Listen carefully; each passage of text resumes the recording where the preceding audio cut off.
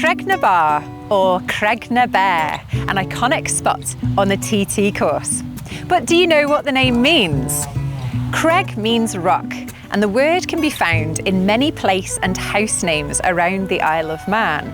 It tends to refer to rocky outcrops or bedrock, whereas the word for something like this would be clach, and the word carrick tends to refer to a large rock in the sea.